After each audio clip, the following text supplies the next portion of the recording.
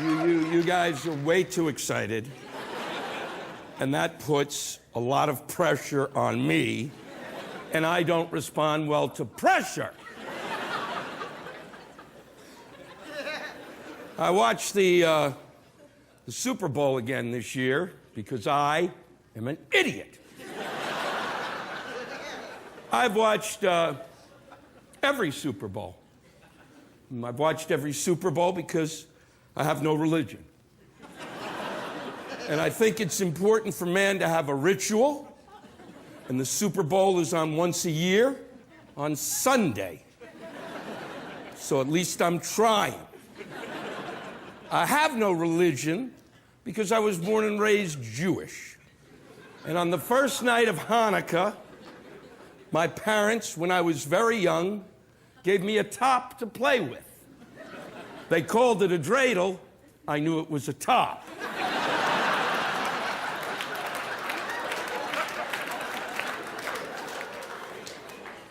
And as I looked at that top, I said, you know, I don't think I'm going to be Jewish for very long.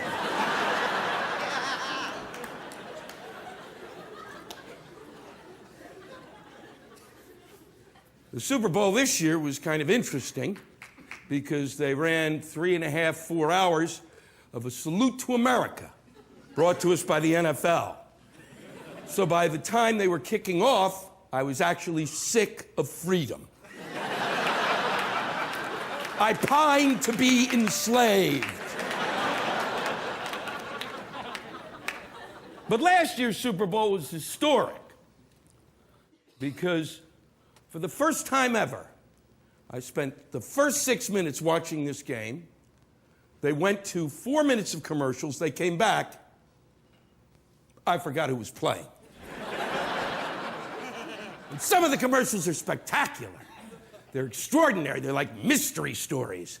You don't even know what they're selling until the very end. 3 rabbits are on a log, and one of them goes home and hangs himself.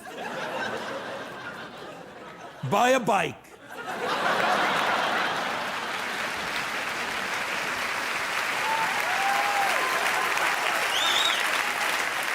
Pepsi ran an ad at the last Super Bowl that was the most psychotic ad I've ever seen. The ad was starring Britney Spears. She came out and she was singing about Pepsi. But you don't know what she's singing because she can't sing.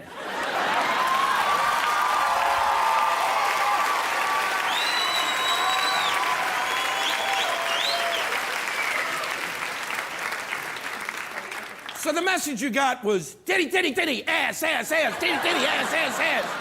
More ass, titty, titty, titty, titty, ass, ass, ass, titty, titty, ass, ass. Then it was halftime. And halftime at the Super Bowl is the best because halftime at the Super Bowl has gotten exponentially worse every year. I use the word exponentially because I was taught it in the math class. And that's the first sentence I could use it in. Exponentially worse means crappier and crappier and crappier. Last year, the halftime show was presented by MTV. Because when I think music, oh yeah, I think MTV. The people who have done everything they could in my lifetime to destroy music as I know it. And in case you don't realize it, MTV is to music as KFC is to chicken.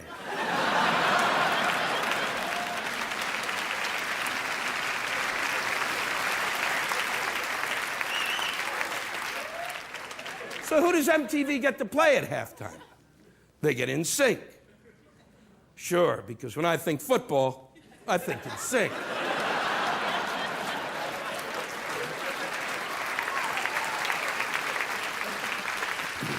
And it was interesting because I'd never heard NSYNC play. Because, you know, when they come on, I like to take a pencil and shove it in my ear. And that would have been enough for a halftime show, but no. Quite shortly thereafter, they're joined by Aerosmith. I have NSYNC and Aerosmith. And I am confused. NSYNC and Aerosmith are two bands that shouldn't be in the same state at the same time. So NSYNC and Aerosmith began to play, but what they played was not music. What you heard was the sound of chaos. I know that sounds strange, but it's true. Because I could hear the sounds of pigs being slaughtered. And women were weeping and men were gnashing their teeth. I heard sounds that were so horrible, if I were to repeat them to you, you would flee from this room in horror.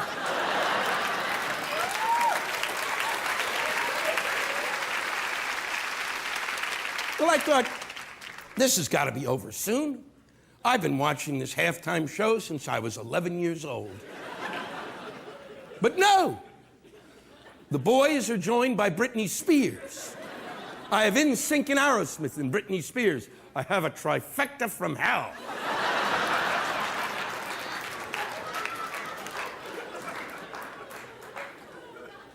But I was lucky because I had a spoon in my hand.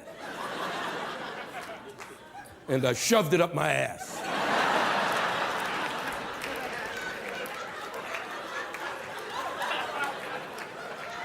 You may be wondering why. To distract myself from the pain.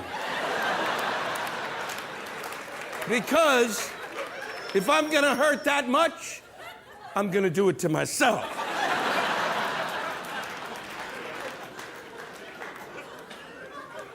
Oprah calls that empowerment.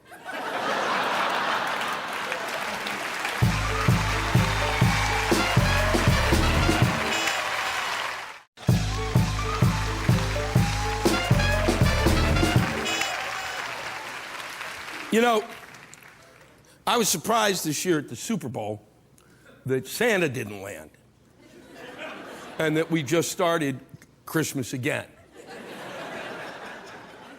I will tell you that you Christians have created a holiday that has become a beast that cannot be fed. Every year, Christmas gets longer and longer and longer, and you don't care, do you? You just take more and more of the calendar for yourself. It's unbelievable. How long does it take you people to shop? It's beyond belief. It's insane. When I was a kid, Halloween was Halloween, and Santa wasn't poking his ass into it. The worst thing about Halloween is, of course, candy corn. It's unbelievable to me. Candy corn is the only candy in the history of America that's never been advertised. And there's a reason. All of the candy corn that was ever made was made in 1911.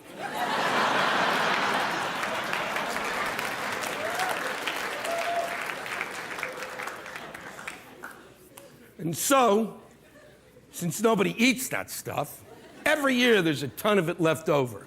And the candy corn company sends the guys to the villages and they collect out of the dumpsters all the candy corn we've thrown away. They wash it, they wash it.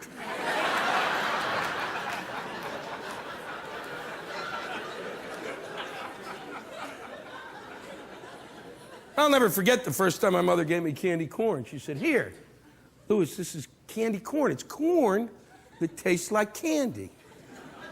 Woo-hoo.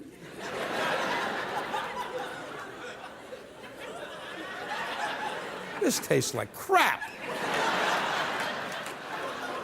And every year since then, Halloween is returned, and I, like an Alzheimer's patient, find myself in the room, and the room has a table in it, and on the table is a bowl of candy corn. And I look at it as I've never seen it before. Candy corn, I think. Corn that tastes like candy. I can't wait.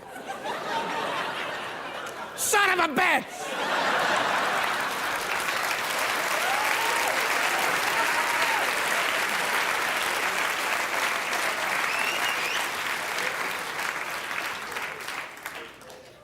Thanksgiving used to be Thanksgiving, and it was its own holiday, not Christmas Part 1. When I was a kid, you ate and you drank and you passed out, and nobody woke you up and said, let's go shopping. But Christmas has gotten out of control. But when I was a kid, I wanted to celebrate it. But I couldn't because I'm Jewish. But when you compare Christmas to Hanukkah, there's no comparison. Christmas is great, Hanukkah sucks. How do we celebrate Hanukkah? We celebrate it with candles, little tiny pissant candles. You Christians, on Christmas, Santa comes and he brings a ton of stuff. It's unbelievable. It's extraordinary. I go next door to see my best Christian pals. I'll never forget it. And the whole house is filled with boxes. It's like a warehouse. And out back, there's 6 ponies. 6! We were gonna buy Princess one, but we loved all of them. Merry Christmas.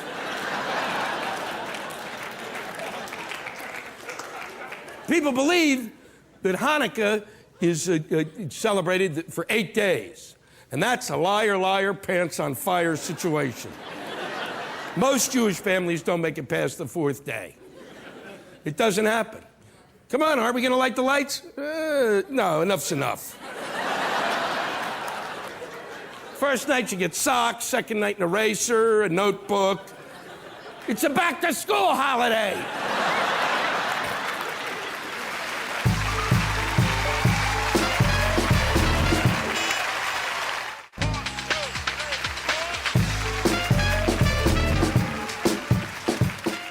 In my travels, I made an extraordinary discovery.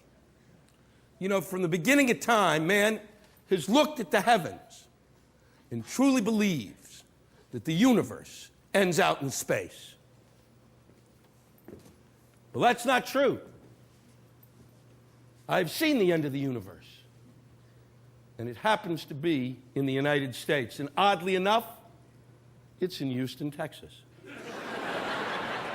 I know, I was shocked too. Imagine my surprise when I left the comedy club one day and walked to the end of the block, and there on one corner was a Starbucks. And across the street from that Starbucks, in the exact same building as that Starbucks, there was a Starbucks. I looked back and forth thinking the sun was playing tricks with my eyes. But there was a Starbucks across from a Starbucks. And that, my friends, is the end of the universe.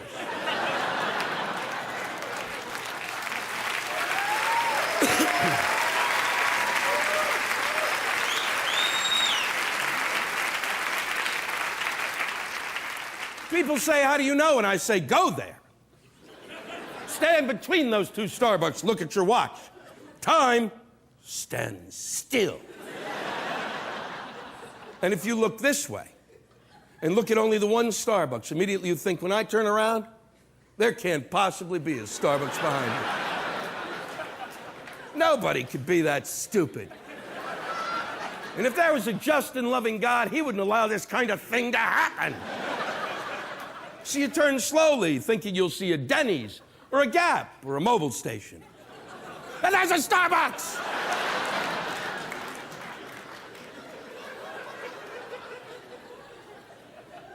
People have asked, are there too many Starbucks? Now we know. When you build a Starbucks across from a Starbucks, that's it, game over.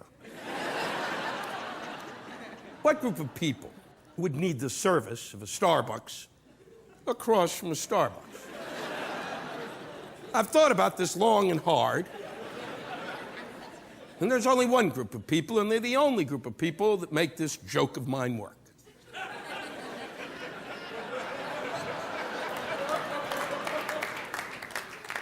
And that's people with Alzheimer's.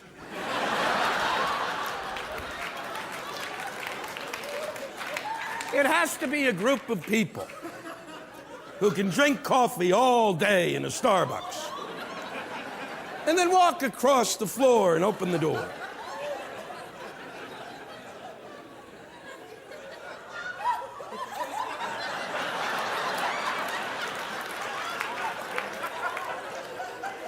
Gentlemen, do my eyes deceive me? I believe that's a Starbucks. I think it's time we had a cup of Joe.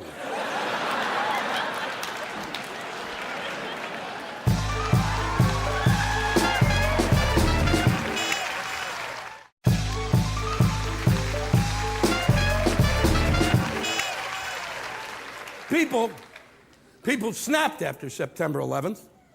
The one who truly snapped, the leader of the snap, was Jerry Falwell.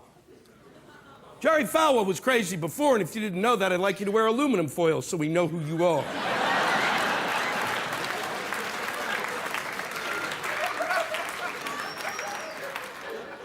Jerry Falwell said that the reason that September 11th happened, the reason that God allowed it to happen, was because of certain people in our country.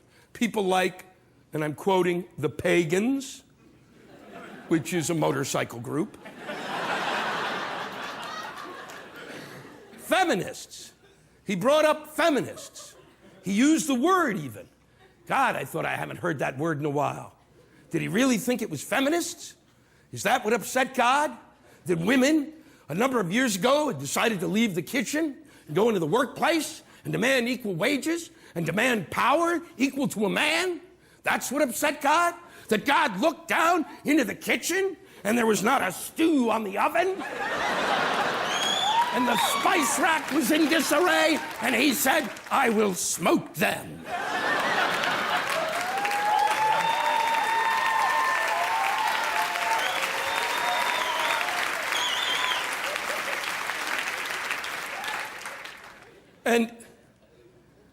And I couldn't believe it. He said that God had actually talked to him and said, these were the people. That was the reason. It was those people, and that was why God allowed this to happen. And I thought, well, that's odd, because God had called me 12 hours before. And he said the reason that he was upset was because of people like Jerry Falwell.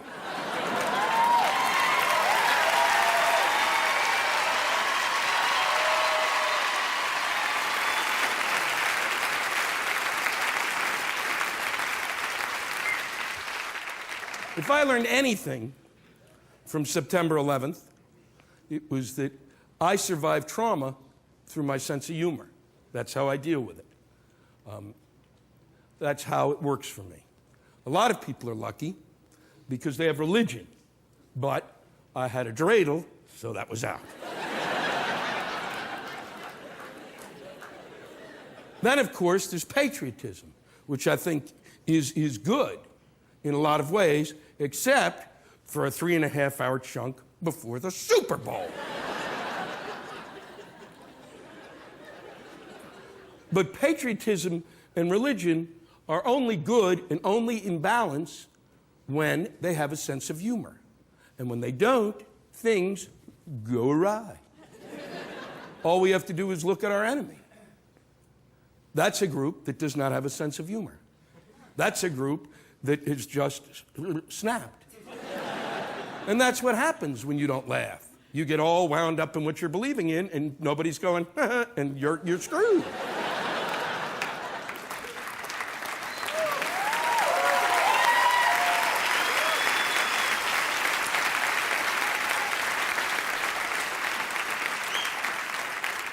But you can't deny the faith of these people that we fight. It's absolute.